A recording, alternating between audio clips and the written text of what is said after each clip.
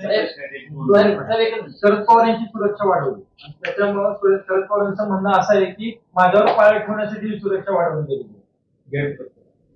पवार साहेब मोठे राष्ट्रीय नेते आहेत, त्यांच्याबद्दल आम्ही बोलणं योग्य नाही. परंतु जेव्हा केंद्र सरकार असा निर्णय घेतं, आणि मी त्या गृह विभागाचा राज्यातला राज्यमंत्री होतो, राज्यातल्या व्हीआयपींची सुरक्षा व्यवस्था बघण्याची जबाबदारी त्यावेळी आमच्याकडे होती. आम्ही दर 8-15 दिवसांनी महिन्यांनी त्याचा पिरियडिकल रिव्ह्यू घ्यायचो. कुणाला वाय सिक्युरिटी आहे, कुणाला वाय प्लस आहे, कुणाला झेड आहे, कुणाला झेड प्लस आहे, आणि आपण त्याचा रिव्ह्यू घ्यायचो. आणि थ्रेट जर जास्त असेल तर सुरक्षा वाढवायचो, थ्रेट कमी असेल तर सुरक्षा विड्रॉ करायचो.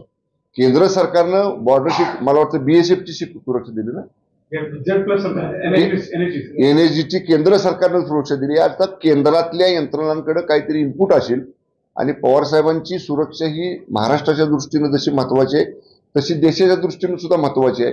त्यामुळे त्यांच्या सुरक्षेची काळजी केंद्राला असल्यामुळेच काळजीपोटी घेतलेला हा निर्णय आहे. महाराष्ट्राची कोणी सक्षम नाहीयेत म्हणून नाही, आमची पण Z Y plus Z plus सुरक्षा आहे. राऊतांचं म्हणणं आहे की महाराष्ट्र पोलीस सक्षम नाहीये म्हणून केंद्राकडून त्यांना सिक्युरिटी द्यावी लागते.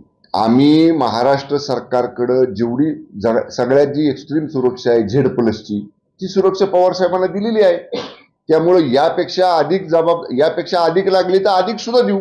मी मगाशी काय म्हणलं, माननीय पवार साहेबांची सुरक्षा महाराष्ट्राच्या दृष्टीनेच नाही देशाच्या दृष्टीनं महत्वाची आहे. त्यांच्या सुरक्षेची राज्यालाही तितकीच चिंता आहे.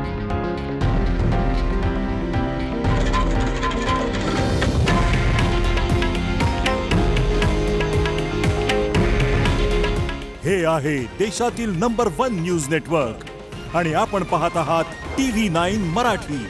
काळजी तुमची, हित महाराष्ट्राचं.